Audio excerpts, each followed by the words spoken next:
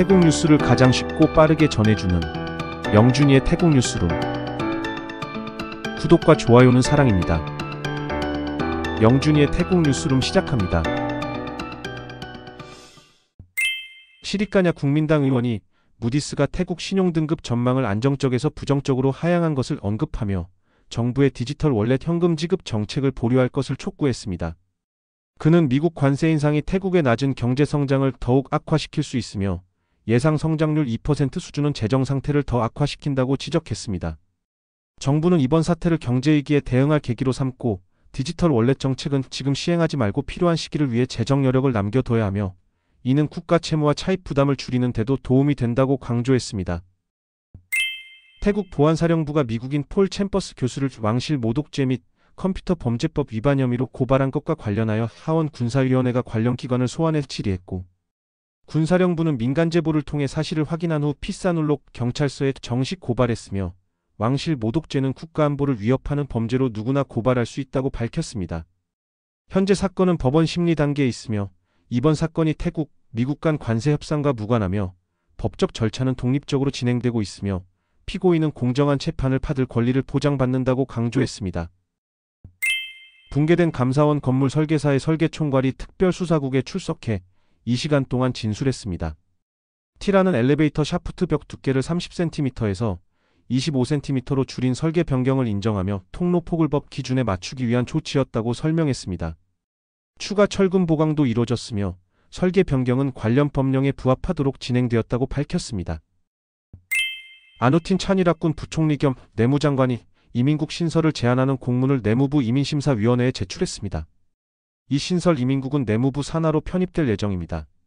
현재 이민 관련 업무는 여러 기관에 분산되어 있으며 새로 제정될 이민법을 통해 업무를 통합 관리할 계획입니다.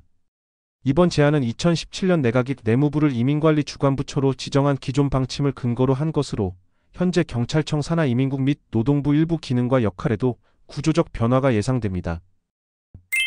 방콕 JJ몰 인근 방스 경찰서 지휘본부에서 감사원 건물 붕괴 사고 피해자 대표들이 태국 변호사회에 법률 지원을 요청했습니다. 변호사회는 피해자 지원센터를 설치해 21건을 접수하고 민사소송 또는 집단소송 가능성을 검토 중입니다. 지원은 전액 무료로 제공되며 일부 피해자는 이미 소액보상을 받았으나 충분하지 않다고 호소하고 있습니다. 4월 29일 중국 대사관을 통해 시공사 측이 별도 보상금을 지급할 예정이며 변호사회는 법적 소송 가능성은 여전히 열려있다고 밝혔습니다. 동부경제회랑 사무국이 한국수자원공사와 스마트워터 네트워크 관리 및 스마트시티 개발 협력을 위한 양해각서를 체결했습니다. 한국수자원공사는 부산 에코델타 스마트시티 등 다양한 경험을 바탕으로 동부경제회랑 지역의 친환경 에너지 및 산업 개발을 지원할 예정입니다. 사무국은 이번 협력이 태국, 한국 간 수자원 관리, 지속가능 개발, 미래산업 협력에 기여할 것이라고 밝혔습니다.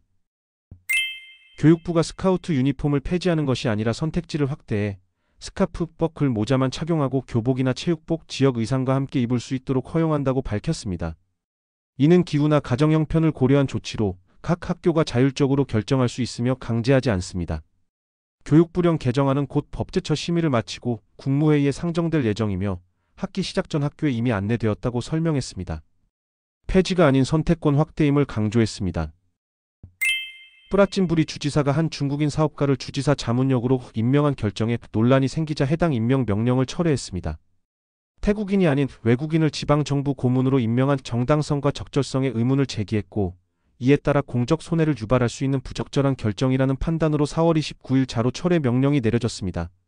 주지사가 중국인을 자문역으로 임명한 사실이 논란이 되자 내무부가 전국 주지사에게 자문역 임명 현황을 긴급 점검하라는 지시를 내렸습니다. 이번 조치는 해당 임명에 대한 비판이 확산되고 명령이 철회된 데 따른 것으로 내무부는 전국 자문역 현황을 조사해 관리 체계를 정비할 계획입니다. 대법원 정치인 형사사건부가 찬차이 전 뿌라차티핏당 의원이 제기한 탁신 전 총리 관련 형집행 적법성 심리 요청을 기각했습니다. 찬차이는 탁신 전 총리가 경찰병원에서 치료를 받는 것이 형사소송법을 위반한다고 주장하며 구속 집행을 요구했으나 법원은 그가 사건 당사자나 피해자가 아니므로 신청 자격이 없다고 판단했습니다. 다만 법원은 판결 확정 후 형 집행이 제대로 이루어졌는지를 자체 판단할 수 있다고 보고 관련 당사자들에게 사실관계 보고를 명령했습니다. 검찰 피고인 탁신 전 총리, 교도소장, 교정국장, 경찰병원장은 30일 이내 관련 내용을 법원에 제출해야 하며 법원은 6월 13일 오전 9시 30분에 신문을 진행합니다. 프라섭 부총리 겸 디지털경제사회부 장관이 라오스가 메콩강의 산악함댐 건설을 추진함에 따라 태국 측이 우려를 표명하고 위치 재검토를 요청하는 회신서를 발송할 예정이라고 밝혔습니다. 문제가 된 산악함댐은 태국 국경에서 약 2km 떨어진 곳에 위치하며 현재 태국은 수심변화, 어종생태 등 5개 분야에 대한 영향을 조사 중입니다. 이러한 우려사항을 이미 라오스 측에 전달했으며 향후 협의를 통해 태국에 미치는 영향을 최소화하겠다고 밝혔습니다. 감사원장이 고가가구 논란에 대해 회의실에 9만 바트 의자는 간부용으로 일반 직원은 2만 바트 수준의 표준의자를 사용한다고 밝혔습니다. 그는 모든 가구는 설계 단계의 가격일 뿐 실제 구매 여부는 건설 후 적정성을 검토해 결정된다고 설명했습니다. 감사원은 제출된 견적의 적정성만 확인하며 고가 의자는 회의실 내 일부만 해당된다고 강조했습니다. 논란이 된 시어터룸은 실제 영화관이 아닌 회의실 유형을 뜻하는 용어로 영화 상영실은 없다고 해명했습니다. 파오품 재무차관이 내각이 소비세 법령 개정안을 승인했다고 밝혔습니다. 이 개정안은 플러그인 하이브리드 차량의 소비세 기준을 조정한 것으로 앞으로는 연료 탱크 크기를 기준으로 하지 않고 1회 충전당 전기 주행거리만을 기준으로 세율을 결정하게 됩니다. 2026년 1월 1일부터 전기 주행거리 80km 이상인 플러그인 하이브리드는 소비세율 5%, 80km 미만은 10%가 적용됩니다. 연료 탱크 기준은 폐지되어 국제 기준에 부합하지 않는 설계 부담을 줄이고 태국의 생산 경쟁력을 해치지 않도록 조정됐습니다. 재무부가 올해 GDP 성장률 목표인 3% 달성이 어려울 수 있다고 인정하면서도 세계은행이 전망한 1.6% 성장에 대해서는 아직 단정짓기 이르다고 밝혔습니다. 그는 미국과의 무역 협상 결과와 관세 수준, 영향받는 품목 등이 아직 불확실하다고 설명했습니다.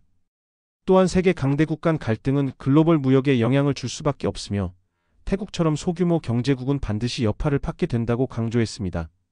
다만 정부는 성장률이 3%에 못 미치더라도 그 하락폭을 최소화하기 위한 대응을 해나갈 것이라고 밝혔습니다.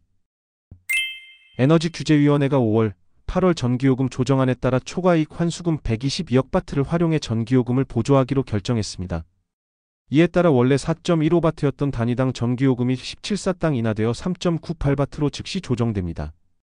경기 침체, 생활비 부담, 전력청의 채무 문제 등을 고려해 정부 예산을 사용하지 않는 방식으로 조정했다고 밝혔습니다. 중앙은행이 기준금리를 0.25% 인하해 1.75%로 조정했습니다.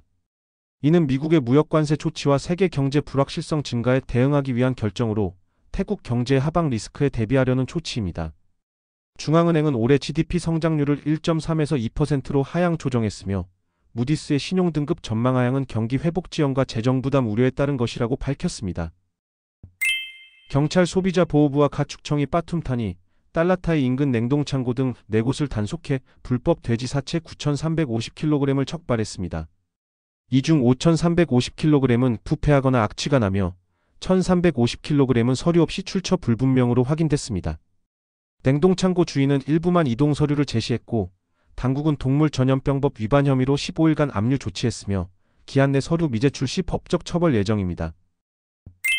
촌부리 관광협회가 파타야 관광이 중국인 배우 납치 사건과 미얀마 지진 여파로 한국 관광객 감소를 겪고 있으며 특히 중국 시장은 실내 하락으로 인해 30% 이상 줄어들었다고 밝혔습니다. 3월 한 달간 태국을 방문한 중국인은 약 30만 명으로 같은 기간 베트남 방문 중국인은 67만 명으로 처음으로 베트남이 태국을 앞질렀습니다. 한국인 관광객도 올해 1분기에 30% 이상 감소했으며 러시아 관광객도 일부가 베트남으로 목적지를 변경하고 있는 것으로 나타났습니다. 이상 영준이의 태국 뉴스룸을 마치겠습니다. 감사합니다.